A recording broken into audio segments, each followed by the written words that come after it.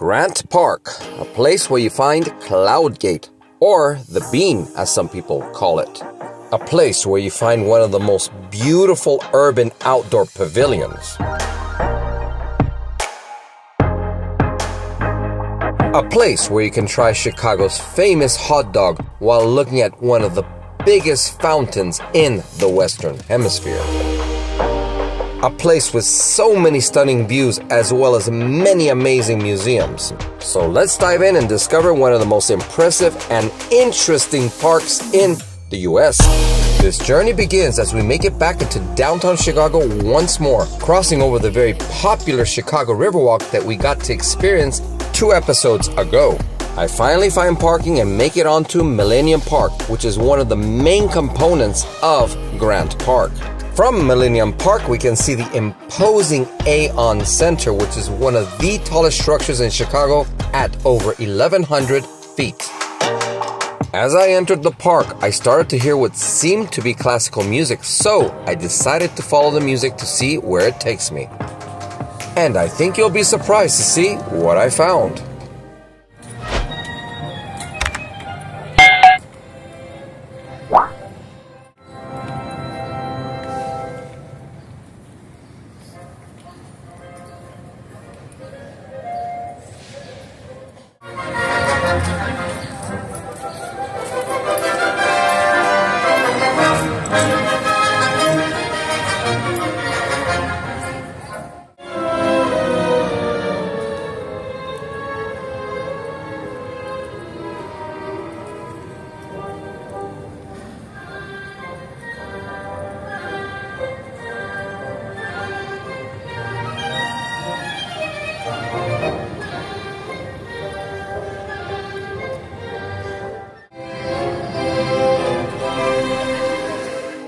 What I ended up running into was a theatrical rehearsal at the Jay Pritzker Pavilion. This has to be one of the most beautiful outdoor pavilions for shows, with its stunning panoramic views of the downtown behind it.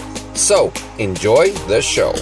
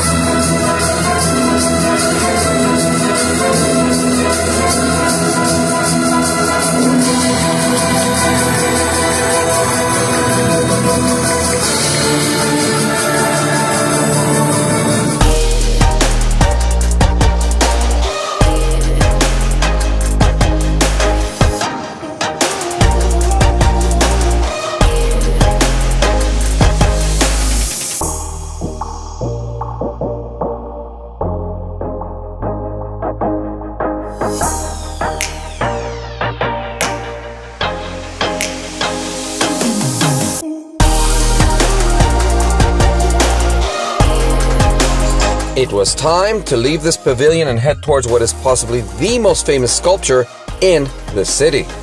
And that is the famous Cloudgate, or the Bean as many call it. Cloudgate is essentially the centerpiece of Millennium Park, located not too far from the Pritzker Pavilion. Inspired by liquid mercury, this masterpiece was completed in 2006 and reflects and distorts downtown and everything else around it.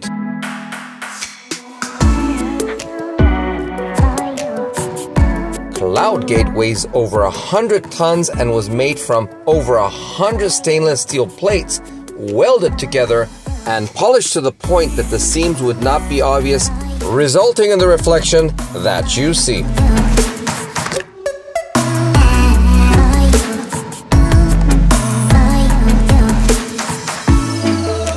We take one last look at this marvelous sculpture before moving on to the next component of this park, which is Crown Fountain, located on the southwestern corner of Millennium Park. And as we walk towards this fountain, we run across a very beautiful urban view looking straight down Madison Avenue.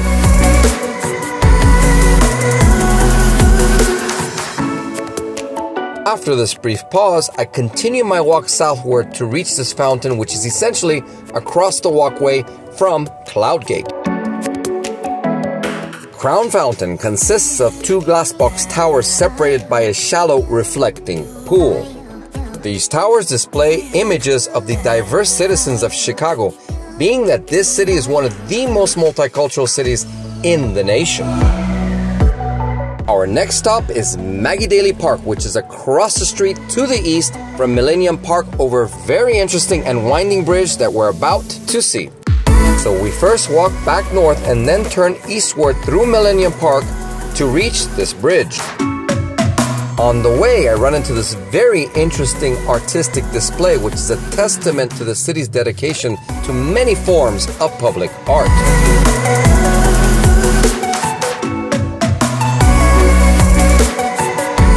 After a short walk from the Crown Fountain, we finally reach the BP pedestrian bridge, which will take us to the other side to the Maggie Daley Park. And as you will see, there was a lot of creativity put into this bridge.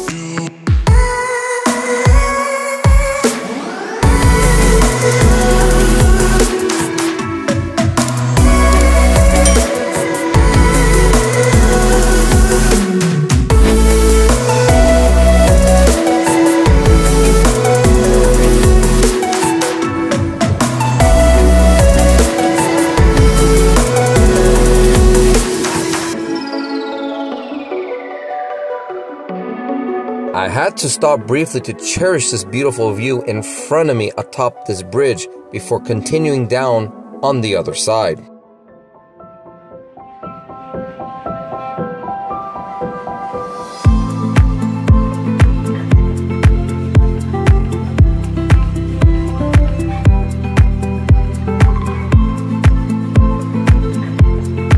This bridge was named after the BP energy firm because of the money this company donated to build this structure.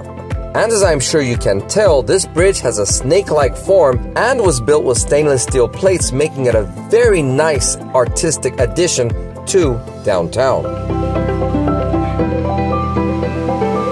We finally arrived to the Maggie Daley Park on the other side of the bridge, and check out the views from this side.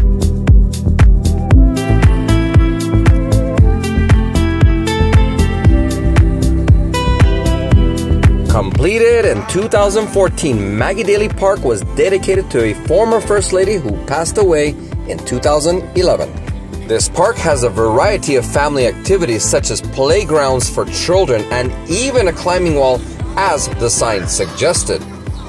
Though we could spend hours here, there is so much more to see in other parts of Grant Park.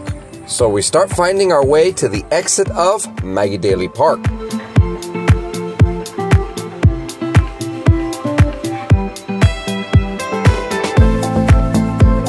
We finally exit Maggie Daley Park and start heading towards our next stop, which happens to be one of the largest and most elegant fountains in the world.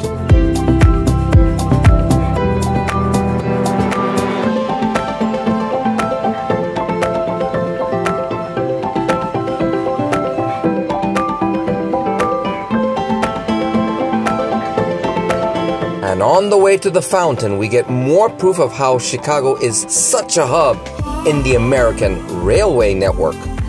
And shortly after, I ran into a local hot dog stand, and you know, being in Chicago, I had to try a Chicago-style hot dog. Funny enough, I decided to carry the hot dog with me to enjoy it in front of the fountain. At this point, Buckingham Fountain is practically around the corner as we walk down the famous Michigan Avenue. We finally arrived to a masterpiece that is one of the largest and most beautiful fountains in the Western Hemisphere. The sheer size and elegance of this fountain is truly representative of Chicago's history of building great structures. But there is so much to show, so we will leave it for the second part of this episode, which is an episode you don't want to miss.